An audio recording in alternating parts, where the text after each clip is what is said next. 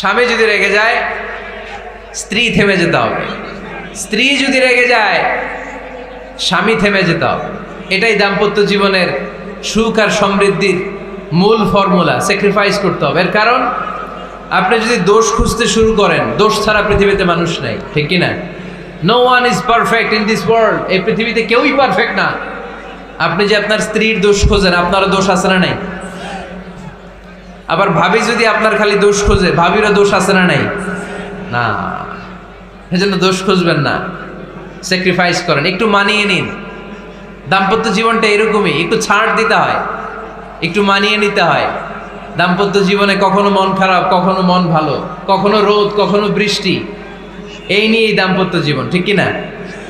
তাহলে দাম্পত্য জীবনে যদি আমরা সুখ পেতে চাই, সকল নবদম্পতিকে বলবো একটু ছাড় দেওয়ার মানসিকতা বিল্ড আপ করেন, একটু মানিয়ে নেন, একটু মানিয়ে নেন, একটু ছাড় দেন, একটু মিলেমিশে চলেন। এক স্যাক্রিফাইস আমাদের জীবনটারে, আমাদের দাম্পত্য জীবনটাকে একটা জান্নাতি দাম্পত্য জীবন বানায় দিবে, ঠিক কি না?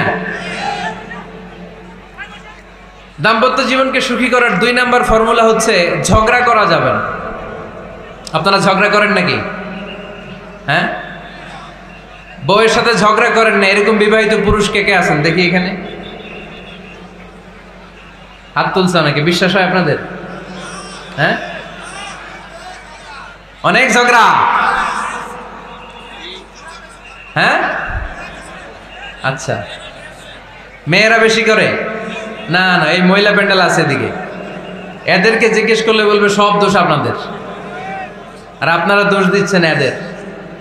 তো ঝগড়া করবেন না, মেহরবানি করে সম্মানিত ভাইরা, ঝগড়া করবেন না।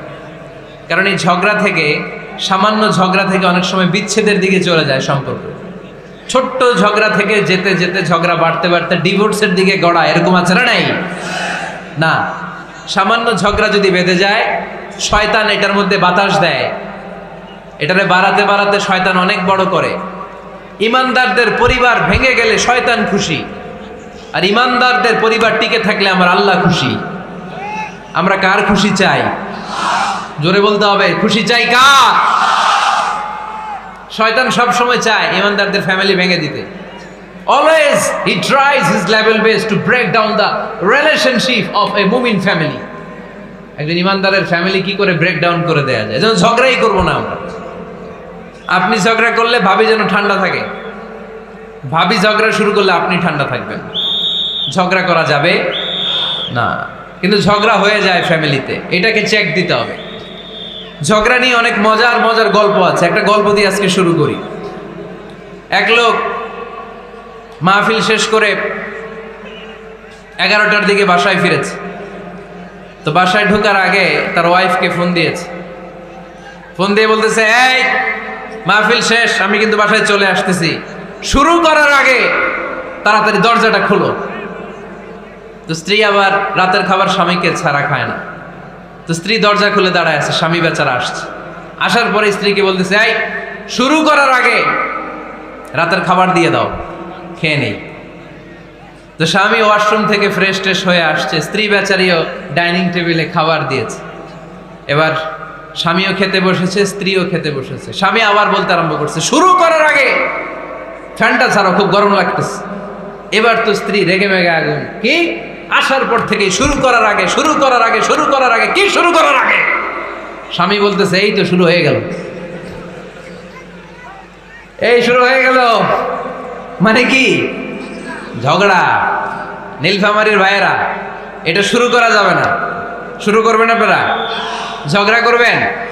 আমাদের ফ্যামিলিগুলো থেকে ঝগড়াকে আজকে থেকে আমরা নো বলে দিলাম। মানে না, ঝগড়াকে কি বললাম? সবাই বলতে পারেন না, আওয়াজ করে বলেন, ঝগড়াকে আমরা কি বলবো? নো। ঝগড়া করা যাবে না। শয়তান ঝগড়া বাঁধাতে খুব উস্তাদ। সহিহ মুসলিমের হাদিস, ইন্না ইবলিসা ইয়াদাউ আরশাহু আলাল মা সুম্মা ইয়াবআসু সারায়াহু। ইবলিস তার সিংহাসন গেড়েছে সাগরের উপরে। ইবলিসের সিংহাসন কিসের উপরে? বিশাল বড় সাগর আর মহাসাগরের উপরে ইবলিস শয়তান তার সিংহাসন নিয়ে বসা। প্রতিদিন সকালবেলায় শয়তানগুলোরে মানব রাজ্যে পাঠিয়ে দেয়, যা তোরা মানব রাজ্যে চলে যা, যে মানুষকে ওয়াসওয়াসা দে, ওয়াসওয়াসা দিয়ে খারাপ কাজ করা, সারাদিন খারাপ কাজ করার পরে কি কি ওয়াসওয়াসা দিল, কি কি খারাপ কাজ মানুষের মধ্যে ঘটালো, সন্ধ্যাবেলায় সব শয়তানে সেই ইবলিসকে বয়ান শোনায়। সন্ধ্যাবেলায় শয়তানগুলো এসে বলে, আমি এক লোককে দিয়ে মিথ্যা কথা বলিয়েছি। আরেক শয়তান বলে, আমি নামাজ কাজা করিয়েছি এক আল্লাহর বান্দাকে দিয়ে। আরেকজন বলে, আমি ওজনে কম দিয়েছি। আরেকজন বলে, আমি সুদের ব্যবসার মধ্যে টাকা লাগানোর ব্যবস্থা করে দিয়েছি। এক একজন এক একটা ওয়াসওয়াসা দিয়ে আল্লাহর মুমিন বান্দাদেরকে ধোঁকা দিয়েছে। এগুলোর ফিরিস্তি এসে সব শয়তানেরা ইবলিসকে শোনায়, কিন্তু কোনো কথাতে ইবলিসের মন ভরে না। কোনো শয়তান এসে বলে, আমি তো এমন মদের আড্ডাখানায় নিয়ে গেছি আল্লাহর বান্দাদেরকে, এগুলো নামাজই পড়ে নাই, খালি মদ খাইছে। আবার কিছু শয়তান এসে বলে, আমি ক্যাসিনোতে নিয়ে গেছি, ওখানে খালি জুয়া খেলছে। আবার কিছু শয়তান এসে বলে, আমি বাজারের মধ্যে ফরমালিনের এই ওয়াসওয়াসা ঢুকায় দিছি। একটার পর একটা শয়তানি ফিরিস্তি তারা ইবলিসকে শোনায়, কিন্তু কোনো কাজই ইবলিসের মন ভরাতে পারে না। একজন এসে বলে, আনা মা তারাকতুহু বাইনার রাজুলি ওয়া ইমরাআতিহি হাত্তা ফাররাখতু, আমি একজন ইমানদার নারী পুরুষের মধ্যে ঝগড়া লাগাইয়া ওই ঝগড়া বাড়াতে বাড়াতে বাড়াতে বাড়াতে তালাক পর্যন্ত নিয়ে গেছে। নাউজুবিল্লাহ পড়বেন না? শয়তান এবার তার উপর খুশি হয়ে যায়। সব শয়তানগুলোকে ঠেলে ইবলিস এই শয়তানকে কাঁধে তুলে নাচতে শুরু করে দেয়। কারণ মুমিন বান্দার সংসার যদি ভেঙে যায় শয়তান খুশি হয়ে যায়, আর মুমিন বান্দার সংসারে টিকে থাকলে খুশি হয়ে যায় কে? এজন্য নীলফামারীর ভাইয়েরা, ঝগড়া করা যাবে না। দাম্পত্য জীবনকে সুখী করতে চাইলে ঝগড়াকে আমরা নো বলে দিব। ঝগড়া অনেক সময় হবে, কিন্তু এটাকে বাড়তে দেয়া যাবে না, এটাকে আমরা স্পেস দিব না, ওইখানে থামায় দিতে হবে। রাজি আছেন তো সবাই? আল্লাহ রাসূল সাল্লাল্লাহু আলাইহি ওয়াসাল্লামের ফ্যামিলিতে ঝগড়া হতো। আম্মা জান আয়েশা রাদিয়াল্লাহু তাআলা আনহার সাথে আল্লাহ রাসূল সাল্লাল্লাহু আলাইহি ওয়াসাল্লামের ঝগড়া হতো, হাদিসে পাওয়া যায়। কিন্তু এগুলো ছিল মধুর ঝগড়া, সুন্দর ঝগড়া। সুবহানাল্লাহ পড়েন। আল্লাহর হাবিব বলেন, ইয়া আয়েশা ইন্নী লা আ'লামু ইযা কুনতি আন্নী রাদিয়া ওয়া ইযা কুনতি আলাইয়া গাদবা। ও আয়েশা, তুমি কখন আমার উপর রেগে থাকো সেটাও আমি বুঝি, আবার কখন খুশি থাকো সেটাও বুঝি। আম্মা জান আয়েশা বললেন, ইয়া রাসূলুল্লাহ, ইয়া হাবিবাল্লাহ, কেমন করে আপনি বুঝেন যে আমি আপনার উপর রেগে আছি, আবার কেমন করে আপনি বুঝেন আমি আপনার উপর সন্তুষ্ট আছি? বিশ্বনবী বললেন, আয়েশা, তুমি যখন আমার উপরে খুশি থাকো, আমার উপর যখন তুমি রাজি থাকো, তখন তুমি দোয়ার সময় এইভাবে দোয়া করো, ওয়া রব্বি মুহাম্মাদ, মুহাম্মাদের রব, আপনি আমাদের সব গুনাহগুলো মাফ করে দেন। আর যখন তুমি আমার উপর রেগে থাকো, তখন তুমি আমার নামটা মুখ দিয়ে উচ্চারণ করো না। ও আয়েশা, তখন তুমি দোয়ার সময় বলতে থাকো, ওয়া রব্বি ইব্রাহিম, ইব্রাহিমের রব, আপনি আমাদের সব গুনাহগুলো মাফ করে দেন।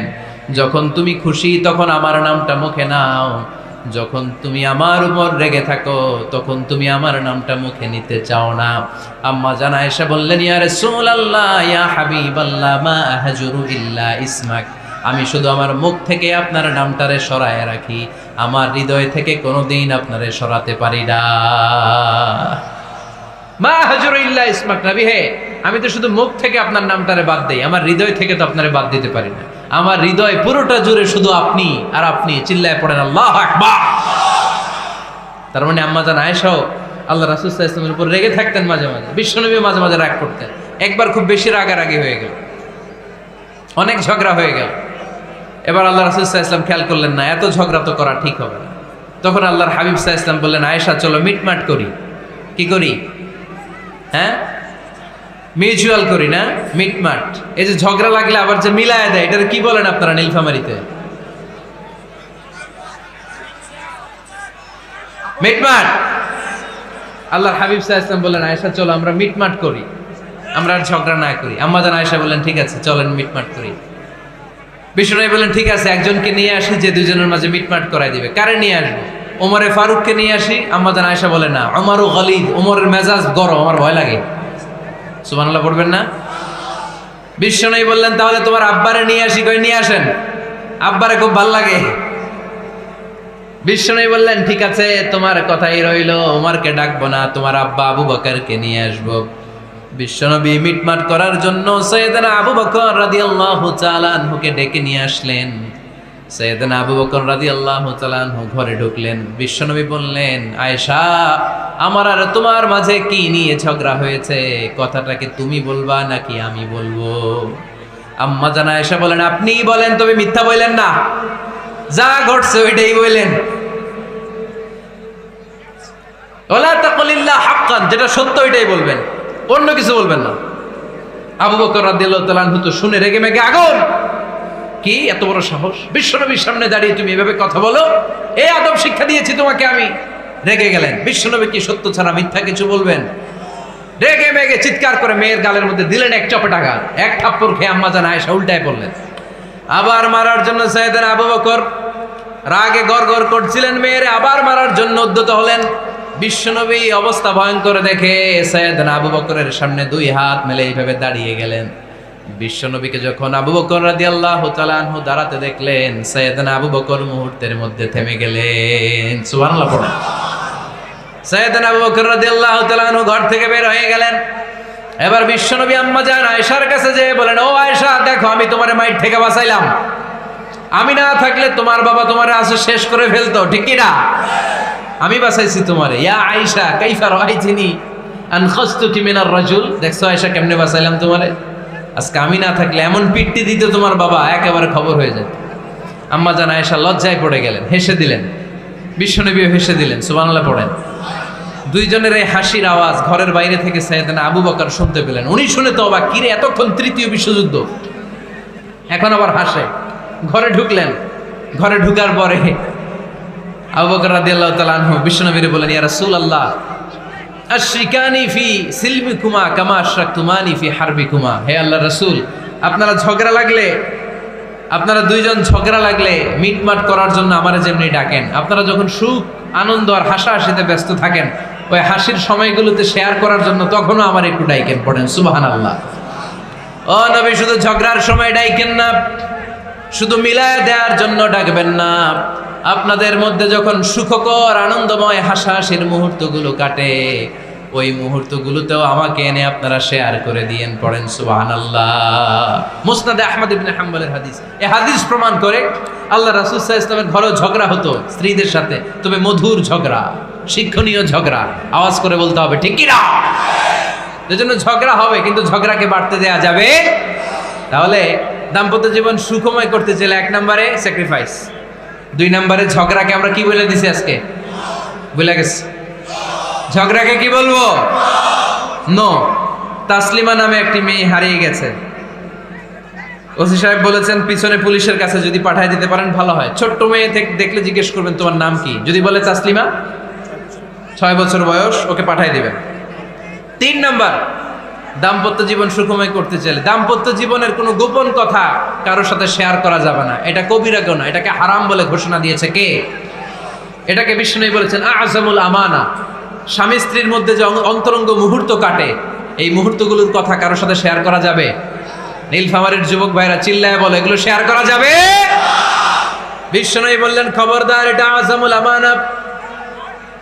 স্বামীর সবকিছু স্ত্রীর কাছে আমানত, স্ত্রীর সবকিছু স্বামীর কাছে আমানত। আবার বিশ্বনবী বলেছেন, যারা স্বামী স্ত্রীর গোপন দাম্পত্য জীবনের কথা অন্যের কাছে শেয়ার করে দেয়, তারা হলো আশারুন নাস, পৃথিবীর মধ্যে সবচাইতে নিকৃষ্ট মানুষ। এরা নিকৃষ্ট, এদের চাইতে নিকৃষ্ট আর কেউ হতে পারে না। উলাইকা কাল আনআম বাল হুম আদাল। এরা পশুর চাইতেও নিকৃষ্ট, যারা স্বামী স্ত্রীর প্রাইভেট কথা, পার্সোনাল কথা মানুষের কাছে বলে বেড়ায়। আর সিবাউ হারাম, এই গোপনীয় সব কথাগুলোকে অন্যের কাছে প্রকাশ করা হারাম করেছে কে? চিল্লায় বলতে হবে কে? তাহলে খবরদার, নিজেদের দাম্পত্য জীবনের কোনো কিছু অন্যের সাথে শেয়ার করবেন না। আমাদের বোনরা অনেক সময় একসাথে বসলে পেটের কথা, পিঠের কথা সব বলে ফেলায়, আছে না নাই? না বোনেরা, সব শেয়ার করলেও আপনাদের দাম্পত্য জীবনের কোনো কথা কখনো কারোর সাথে শেয়ার করতে পারবেন না। 4 নম্বর ফর্মুলা হচ্ছে অহেতুক সন্দেহ পরিহার করতে হবে। অনেক স্ত্রী আছে স্বামীরা খালি সন্দেহ করে, আছে না নাই? নীলফামারীতে এই সমস্যা নাই, আছে? এই যে ভুক্তভোগী পাওয়া গেছে, আছে না নাই? আছে, খালি সন্দেহ করে। এই তুমি ওদিকে তাকাইলে কেন, ওই বেডের দিকে তাকাইলে কেন, এই তোমার মোবাইল দাও, কারে ফোন দিলা দেখি, এই ফেসবুকের পাসওয়ার্ড দাও দেখি কি করছে। দেখি মেসেঞ্জারে কার সাথে চ্যাটিং করছে, আছে না নাই? এই যে অহেতুক সন্দেহ আপনার ফ্যামিলিটারে জাহান্নামের টুকরা বানায় দিবে। আবার অনেক স্বামী আছে স্ত্রীকে খালি সন্দেহ করে, এদিকে তাকালে সন্দেহ করে, ওদিকে তাকালে সন্দেহ করে, বাসায় থাকলেও সন্দেহ, বাইরে গেলেও সন্দেহ, এরকম আছে না নাই? না, অহেতুক সন্দেহ এটা পরিহার করবেন। এই সন্দেহ খুব খারাপ জিনিস। আমি ব্যক্তিগতভাবে অনেক কেস এরকম হ্যান্ডেল করেছি। এসে বলে হুজুর খালি সন্দেহ করে, এটা একটা রোগ। এটা কি আপনার ফ্যামিলিটারে শেষ করে দেয়। এই জন্য অহেতুক সন্দেহ পরিহার করবেন। হ্যাঁ, সত্যি যদি পরকীয়ার কোনো ঘটনা ঘটে থাকে ওটা নিয়ে বসেন, ফেস টু ফেস কথা বলেন, ফ্যামিলি মিটিং করেন, সরাসরি সেটেল করার চেষ্টা করেন। কিন্তু অহেতুক সন্দেহ একটা রোগ। এই রোগ থেকে আল্লাহ তুমি দাম্পত্য জীবনকে বাঁচাও। আমরা আওয়াজ করে পড়বো আমিন। 5 নাম্বার, স্বামী স্ত্রী একে অপরকে আল্লাহর বিধান স্মরণ করায় দিবে। স্বামী যদি ফজরের সময় ঘুমায় থাকে, স্ত্রী ডেকে দেওয়ার দরকার আছে না নাই? আবার স্ত্রী যদি ঘুমায় থাকে, স্বামীর ডেকে দেওয়ার দরকার আছে না নাই? কোন স্বামী যাবে জান্নাতে, তার স্ত্রী যাবে জাহান্নামে। আবার স্ত্রী হবে জান্নাতি, স্বামী যাবে জাহান্নামে। এরকম আমরা চাই নাকি? আমরা যখন জান্নাতে যাব, আমার স্ত্রীর হাত ধরে একসাথে জান্নাতে ঢুকতে চাই, ঠিক কি না? আবার আমার স্ত্রী যখন জান্নাতে যাবে, সে একা ঢুকতে পছন্দ করবে? এজন্য আমরা দুনিয়াতে যেমনি এক ছাদের নিচে, এক জায়গায়, এক বাড়িতে, জান্নাতেও আমরা এক বাড়িতে থাকতে চাই। আওয়াজ করে বলতে হবে ঠিক কি না? এই জন্য গবেষকরা বলেছে স্বামী স্ত্রীর ভালোবাসাটাকে তারা বলে লাভ পিরামিড। কি পিরামিড? লাভ পিরামিড। এই ত্রিভুজ আকৃতির। কিরে ভাই? আচ্ছা, লাভ পিরামিড, ত্রিভুজ আকৃতির, ট্রায়াঙ্গেল। আপনারা ত্রিভুজ চিনেন? কথা কয় না। ত্রিভুজের কয় কোণা? কয় কোণা?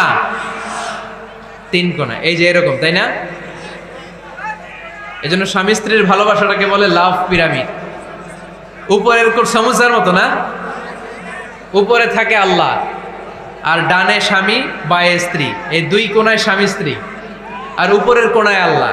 স্বামী স্ত্রী যদি আল্লাহর আনুগত্যের দিকে যেতে চায়, যতই তারা, the couple come to Allah, they come closer to each other. তারা যদি আল্লাহর কাছাকাছি যায়, তারা নিজেরাও কাছাকাছি হয়, ঠিক কিনা? তারা আল্লাহর কাছে যেতে যেতে যেতে যেতে আল্লাহর ইবাদতে যদি একেবারে আল্লাহর কাছে চলে যায়, তারা নিজেরাও কাছাকাছি চলে যায়, ঠিক কিনা? আর তারা আল্লাহর আনুগত্য থেকে যত দূরে সরে, যত দূরে সরে, তারা নিজেরাও নিজেদের থেকে তত দূরে সরে পড়ে। চিল্লায় বলেন ঠিক কিনা? লাভ পিরামিড এটা। এজন্য the closer the couple comes to Allah, the closer the couple comes to each other. Couple, স্বামী স্ত্রী আল্লাহর ভালোবাসা নিজের মধ্যে যত গাঢ় করবে, আল্লাহর আনুগত্য যত বেশি করবে, আল্লাহর ইবাদত যত করবে, নিজেরাও তত কাছাকাছি আসবে। আর আল্লাহরে যত ভুলবে, নিজেদের মধ্যে বড় বড় ফারাক করে দিবে কে? তাহলে এই 5টা বিষয় স্বামী স্ত্রীর উভয়ের উপর বর্তায়। এগুলো মেনে চললে দাম্পত্য জীবনকে সুখময় করে দিবে কে? আল্লাহ। এবার আমরা শুনবো আমাদের বোনদেরকে। যে ডান দিকে আমি শুনলাম আমাদের বোনদের বিশাল প্যান্ডেল, আছে না নাই? আচ্ছা, আজকে বোনদের দিয়ে শুরু করি। স্ত্রীদেরকে আল্লাহ কি দায়িত্ব দিয়েছে একটা ফ্যামিলিকে সুন্দর করতে, একটা দাম্পত্য জীবনকে সুন্দর করতে? স্ত্রীর 1 নম্বর দায়িত্ব হচ্ছে she should make a comfort to her husband. স্ত্রীর উচিত স্বামীর জন্য ঘরটাকে প্রশান্তির নীড় বানিয়ে রাখা। কি বানিয়ে রাখা? প্রশান্তির নীড়। স্ত্রী হওয়া উচিত এমন যাকে দেখলে স্বামীর চোখ জুড়ায়, স্বামীর প্রাণ জুড়িয়ে যায়, স্বামীর হৃদয়টা ঠান্ডা হয়ে যায়, ঠিক কিনা? আর স্ত্রীর দিকে তাকালে যদি মেজাজ গরম হয়ে যায়, মেজাজ খিটখিটে হয়ে যায়, ঝামেলা আছে না নাই?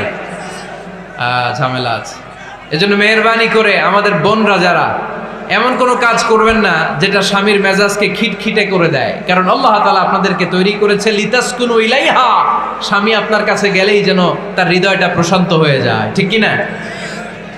অনেক স্ত্রী আছে না জেনে না বুঝে স্বামীর সাথে এমন খিটখিটে মেজাজ দেখায় যেটা স্বামীর জন্য মেনে নেওয়া কষ্টকর, কারণে হার্ট অ্যাটাক করে মারা যায়। আছে না নাই? এই তো ভুক্তভোগী পাওয়া গেছে। স্বামীর জন্য একটা ত্রাস হয়ে দাঁড়ায় স্ত্রী, ত্রাস। অনেক স্বামী আছে স্ত্রীর এরকম আচরণের কারণে, অতিরিক্ত প্রেসার ক্রিয়েট করার কারণে স্ত্রীদেরকে ভয় পায়। অবশ্য নীলফামারীর কোনো স্বামী তার স্ত্রীরে ভয় পায় না। ভয় পায়? স্ত্রীরে ভয় পান কে কে দেখি?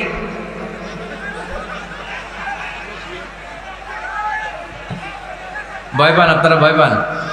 হ্যাঁ, এক অফিসের বড় সাহেব তার স্ত্রীরা খুব ভয় পায়, প্রচন্ড ভয় পায়। তো সে মনে মনে ভাবলো, দেখি আমার অফিসের যারা স্টাফ আছে, ম্যানেজাররা আছে, এরা কতটুকু ভয় পায়, এরা ভয় পায় কিনা। তো একদিন সকালবেলা অফিসের সব স্টাফগুলোর একসাথে দাঁড় করায় বলতেছে, এই আপনারা যারা যারা আপনাদের স্ত্রীদেরকে ভয় পান তারা ডান দিকে যান, আর যারা স্ত্রীকে ভয় পান না এরা বাম দিকে যান।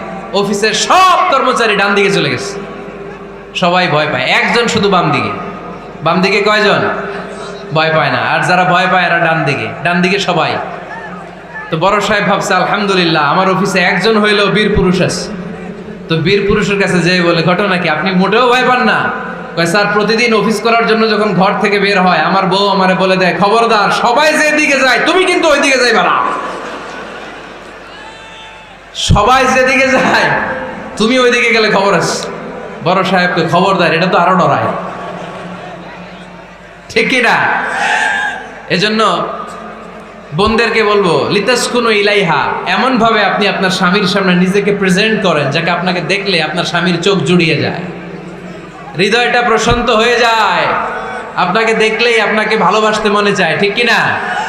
এজন্য রব্বুল আলামিন বলেন, আমি নারীদেরকে তৈরি করেছি লিতাসকুনু ইলাইহা, যেন পুরুষেরা স্ত্রীদের সংস্পর্শ যখন পায় পুরুষদের হৃদয়টারে প্রশান্ত করে দেয় কে? রব্বুল আলামিন বলেছেন, খাদিজার জন্য জান্নাতে আমি এমন একটা ঘর বানিয়েছি যেই ঘরের মধ্যে কোনো বিশৃঙ্খলা নাই। খাদিজার জন্য জান্নাতে এমন একটা প্রাসাদ আমি বানিয়েছি যেই প্রাসাদের মধ্যে কোনো আওয়াজ নাই, কোনো কোলাহল নাই, কোনো বিশৃঙ্খলা নাই। কারণ খাদিজা আমার নবীকে এমন একটা ঘর উপহার দিয়েছে যেই ঘরের মধ্যে কোনো বিশৃঙ্খলা ছিল না, আওয়াজও ছিল না। পড়েন সুবহানাল্লাহ।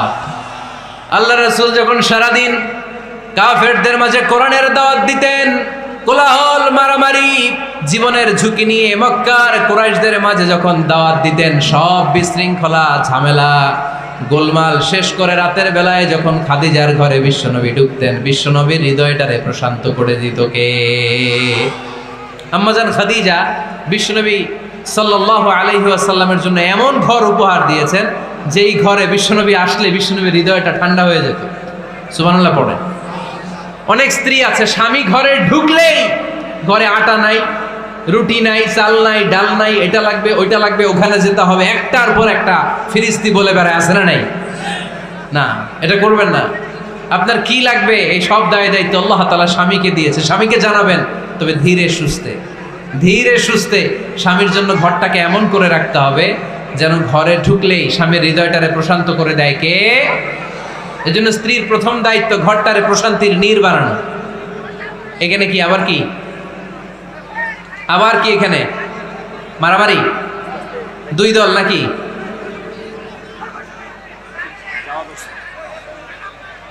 আপনাদের মনোযোগ আছে না গেছে? কষ্ট হচ্ছে? হ্যাঁ, অনেক রাত হয়ে গেছে তো, প্রায় 10:30। হ্যাঁ, তাকবীর পড়েন, লিল্লাহে তাকবীর। তো কিছু লোক ওঠা বসা শুরু করলেন কেন? হ্যাঁ, 1 নাম্বার, 2 নাম্বার, 3 নাম্বার নাই তো আবার?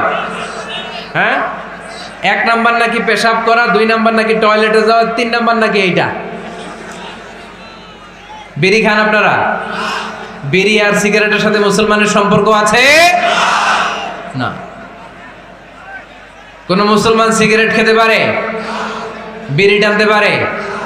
কারণ এটা এমন একটা খাবার যে খাবার টয়লেটে ঢুকেও খাওয়া যায়। সিগারেট ছাড়া কোনো খাবার টয়লেটের ভেতরে খাওয়া যায়? কথা বলেন, খাওয়া যায়? এবং সিগারেট পৃথিবীর এমন খাবার যে খাবারের গায়ে এই খাবারের বদনাম লেখা থাকে, ঠিক কিনা? সিগারেট ছাড়া পৃথিবীর কোনো খাবারে ওই খাবারের বদনাম আছে? কথা বলেন। ধরেন আপনাদের নীলফামারীতে নতুন 1 প্যাকেট বিস্কিট বেরিয়েছে, যে বিস্কিটের গায়ে লেখা এই বিস্কিট খাওয়ার 1 ঘন্টার মধ্যে ডায়রিয়া শুরু হবে। ওটা খাইবেন কে কে? খাবেন আপনারা? কি বলবেন দোকানদারে, তোর বিস্কিট তুই খা, তোর ডায়রিয়া হোক, ঠিক কিনা? কিন্তু এই সিগারেটের গায়ে কিন্তু লেখা থাকে স্মোকিং কজেস ক্যান্সার, ধূমপান স্বাস্থ্যের জন্য ক্ষতিকর, ধূমপান কর্কট রোগের কারণ, ধূমপান করলে এটা বিষপানের শামিল। এই সিগারেট এটা তৈরি হয় তামাক পাতা থেকে, টোবাকো প্ল্যান্টস। এই তামাক পাতা চাষ হয় নাকি নীলফামারীতে? হ্যাঁ, বাংলাদেশে সবচেয়ে বেশি, সবচেয়ে বেশি নীলফামারীর কোন থানায়? সদরে, শহর অঞ্চলে। আচ্ছা, এই তামাক পাতার চারদিকে বেড়া দেয়া লাগে না জানেন? কারণ ছাগলও মুখ দেয় না। তো যেটা ছাগলে খায় না ওটা মানুষ খাইতে পারে? আওয়াজ করে বলেন। তাহলে ঝগড়ারে যেমনি আজকে আমরা নো বলে দিলাম, এই সিগারেট, এই মাদক, এগুলাকেও আজকের প্রোগ্রাম থেকে আমরা নো বলে দিব। পারা যাবে? মাদককে আমরা নো বলে দিলাম। আওয়াজ করে বলেন, মাদক আর সিগারেটকে কি বললাম? নো।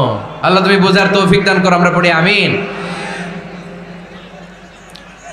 একটা সুখী দাম্পত্য জীবনের জন্য স্ত্রীর 2 নাম্বার দায়িত্ব হচ্ছে স্বামীকে ইন্সপায়ার করা, স্বামীকে সাহস যোগানো, পিছন থেকে ড্রাইভিং পুশের মতো কাজ করা। কারণ স্বামীকে যখন স্ত্রী সাহস যোগায়, স্বামীর সাহস বেড়ে যায়, ঠিক কিনা? আল্লাহর হাবিব সাল্লাল্লাহু আলাইহি ওয়াসাল্লামের কাছে কোরআনের আয়াত নাযিল হলো, ইকরা বিসমি রাব্বিকাল্লাযী খালাক, খালাকাল ইনসানা মিন আলাক, ইকরা ওয়া রাব্বুকাল আকরাম আল্লাযী আল্লামা বিল কলম আল্লামাল ইনসানা মা লাম ইয়ালাম। পড়েন আল্লাহু আকবার। সূরাতুল আলাকের 5 আয়াত হেরা গুহায় যখন নাজিল হয়ে গেল, বিশ্বনবী সাইয়েদনা জিব্রাইলকে নিজ আকৃতিতে দেখলেন। পা থেকে মাথা পর্যন্ত দেখে বিশ্বনবী ভয় পেয়ে গেলেন। বিশ্বনবী সাল্লাল্লাহু আলাইহি ওয়াসাল্লাম জীবনে 2 বার সাইয়েদনা জিব্রাইল আলাইহিস সালামকে ওনার আসল আকৃতিতে দেখেছিল। আওয়াজ করে বলতে হবে কয়বার? 1 হচ্ছে মেরাজ রজনীতে সিদরাতুল মুনতাহায়, 2 হচ্ছে প্রথম যখন কোরআনের আয়াত নাজিল হয়, বিষ্ণু ইসা ইসলাম দেখলেন বিশাল একজন ব্যক্তি, পাটা হচ্ছে হেরা গুহায় আর মাথাটা হচ্ছে আকাশের উপরে। এই বিশাল একটা লোক, সে কোরআনের 5 আয়াত নিয়ে এসেছে সূরাতুল আলাক, আর বলতে শুরু করেছে, ইয়া মুহাম্মদ ইকরা, আপনি পড়ুন, আপনি পড়ুন, আপনি পড়ুন। 3 বার পড়ার আদেশ করার পরে বিষ্ণু ইসা ইসলাম পড়তে আরম্ভ করলেন, ইকরা বিসমি রাব্বিকাল্লাযী খালাক, খালাকাল ইনসানা মিন আলাক, ইকরা ওয়া রাব্বুকাল আকরাম আল্লাযী আল্লামা বিল কলম আল্লামাল ইনসানা মা লাম ইয়ালাম। বিষ্ণু ইসা ইসলাম পড়তে আরম্ভ করলেন। প্রথম কোরআনের আয়াত যখন নাজিল হয়ে গেল, বিষ্ণু ইসা ইসলাম ভয় পেয়ে গেলেন। হাত নাড়াচ্ছেন কেন আপনারা? হ্যাঁ, কি স্ক্রিনে দেখা যায়? আহারে কি আনন্দ, আকাশে বাতাসে সবাই খুশির ঠেলায়, খুশিতে আনন্দে ঠেলায় না? আল্লাহর হাবিব সাল্লাল্লাহু আলাইহি ওয়াসাল্লাম ভয় পেয়ে গেলেন। আপনাদের মনোযোগ তো নাই মনে হচ্ছে, তা হাত নাড়াচ্ছেন কেন? এদিকে দেখেন, খরগোশের কানের মতো কান দুইটারে খাড়া করেন। কোরআনের আয়াত যখন নাজিল হলো, আল্লাহ রাসূল সাল্লাল্লাহু আলাইহি ওয়াসাল্লাম ভয় পেয়ে গেলেন। বিষ্ণু ইসা ইসলামের হৃদয় কাঁপতে আরম্ভ করলো।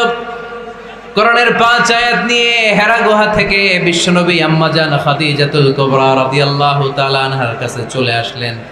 এসে ডেকে বললেন, খাদিজা জাম্মিলুনি জাম্মিলুনি, কম্বল দিয়ে তুমি আমারে চাপা দাও, আমার ভয় লাগছে, মনে হয় আমি বাঁচবো না। আম্মা জান খাদিজা বললেন, কি হয়েছে আপনার? বিশ্বনবী বললেন, বিশাল বড় একটা লোক কোরআনের 5 আয়াত নিয়ে এসেছে। ওই লোকের পা হেরা গুহার মধ্যে, মাথাটা আকাশের উপরে, এত বিশাল সত্তা, বিশাল কোনো মানুষ জীবনে আমি দেখি নাই। এসে সে পরিচয় দিয়েছে সে নাকি জিব্রাইল ফেরেশতা। বিশ্বনবী বললেন, মনে হয় আমি বাঁচবো না, আমার জ্বর চলে এসেছে, আমার হৃদয়ের মধ্যে কাঁপুনি শুরু হয়েছে, তুমি আমারে কম্বল দিয়ে চাপা দাও। আম্মা জান খাদিজা বললেন, ও নবী ভয় পাবেন না, আমার আল্লাহ কোনোদিন আপনারে অপমান করবেন না। সুবহানাল্লাহ পড়েন। ওয়াল্লাহি ওয়াল্লাহি লা ইউখজিকাল্লাহু আবাদা। নবী গো, আল্লাহ আপনারা অপমান করবেন না, কারণ আপনার মধ্যে এমন এমন ভালো ভালো গুণ আছে, এই গুণাবলীগুলি যে মানুষের মধ্যে থাকে তাকে আমার রব কোনোদিন অপমান করতে পারে না। চিল্লায় বলেন ঠিক কি না? নবী হে, ইন্নাকা লা তাসিলুর রাহিমা, আপনি আত্মীয়তার সম্পর্ক বজায় রাখেন। ও নবী, তাসদুকুল হাদিসা, সব সময় আপনি সত্য কথা বলেন। ওয়া তাহমিলুল কাল্লা, আপনি মানুষের বোঝা টেনে দেন। ওয়া তাকসিবুল মা'দুমা, যার উপার্জন করার কেউ নাই, নিজে গায়ে খেটে আপনি তারে উপার্জন করে দেন। ওয়া তুআইনু আলা নাওয়াইবিল হক, সত্য যেখানে বিপন্ন সেখানে আপনি সাহসী সৈনিকের মতো দাঁড়িয়ে যান। সুবহানাল্লাহ।